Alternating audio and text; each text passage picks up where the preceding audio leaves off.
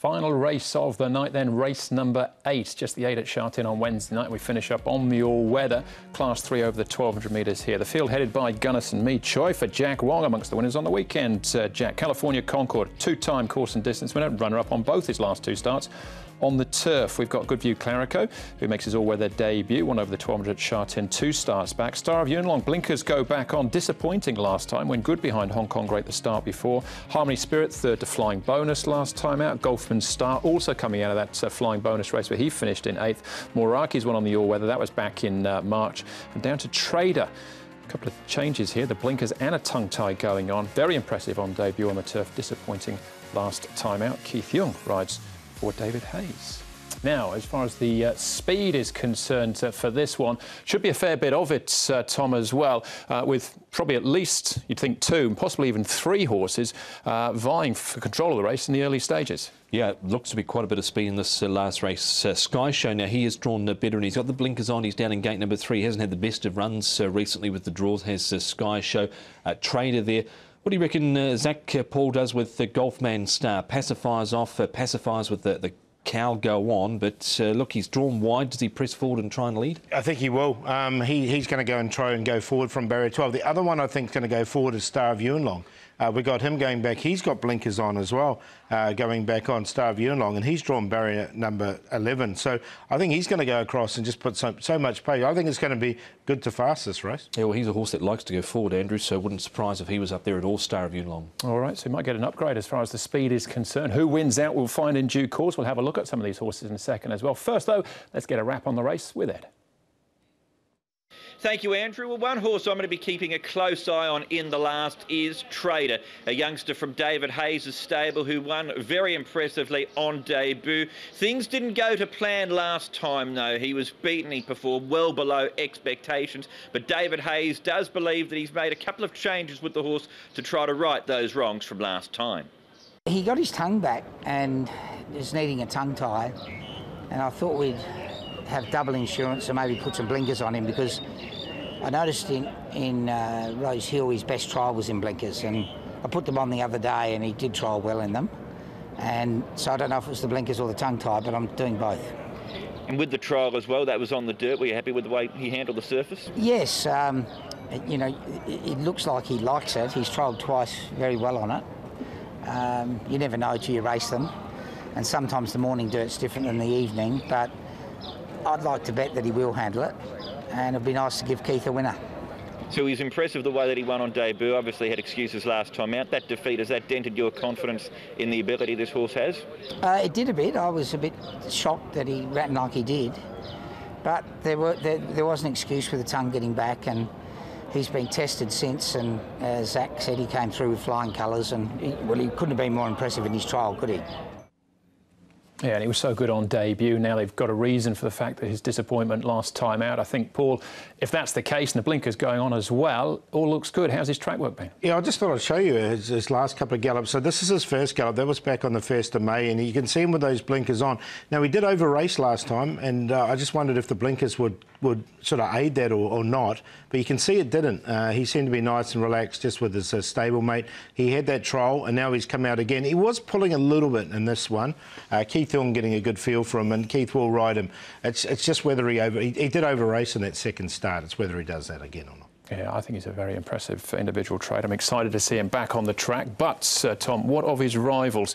A few races to have a look at here. We'll start off with Moraki finishing in 3rd place on this occasion. The other horses to keep an eye on. We'll see them again in a moment as well. Golfman Star on speed as they come into the straight. Man Star, who's got a pretty good record here on the all-weather. And Gunnison, who's dropping down the ratings. You'd think he'd be competitive, but he just hasn't been on his last couple. No, he hasn't, but he gets in off the ballot. He does Gunnison with Jack Wong on the board, but been out of form for a little while now. Moraki should get, really, according to the map, a nice run through in the trail there. And I thought last time out he stayed on well. He might have been a little bit keen in those early stages, Moraki last time out. Golfman Star with Zach Purton's drawn awkwardly, got up outside the leader, but I thought he looked a bit flat at the 400 last start, Golfman Star, Paul. He did, yeah. Look, I do like Moraki in this race. I think just sitting in behind the pace, and there is going to be a lot of it. He should get a really nice run. Now, he was beaten a short head in a dead heat here when he did run 3rd. I thought he stayed on nicely, and he really handles the surface. He's a winner on it this season. So whoever the race pans out, from his low draw, I think he should get a nice run in behind. near perfect race from a handicapping perspective, that one, all flashing across the line together. California Concord, what about him, Paul? We're looking at him on the turf, of course, but gets back in theory to a more favoured surface. Yeah, and look, he was just beaten here by Snapfit, came through the inside and just nabbed him on the line. He was really well backed. The horse is going well at the moment. Joe Moreira sticking with him. He just moves out. He drew well here. He's on the all-weather. He's now barrier number 7, but he's definitely one of the main chances for me. He's a horse going well and coming back onto the surface looks good. Well, I think he'd be tough to beat. You can see he's just been nabbed there over the final stages by Snapfit, who had that perfect run through on the rail there, and he was all but the winner at California Concord last time out. He's a 2-time winner course on the all-weather, a 2-time winner course and distance, so I think he's hard to ignore. All right, OK, well, let's have a look at a few again. Sky Show here. The difference for Sky Show, Tom, is that he's drawn inside on Wednesday night, so that should make a big difference to him. Other horses to keep an eye on. We've got Harmony Spirit finishing 3rd. We've got Manstar once more, finishes 4th, just in behind Golfman Star, who weekends out of it. And again, Gunnison once more. But the big key here is Sky Show on the draw. Absolutely, yeah. He's been 3 wide his last couple of efforts. You can see him pushing forward to the Golfman Star in the centre.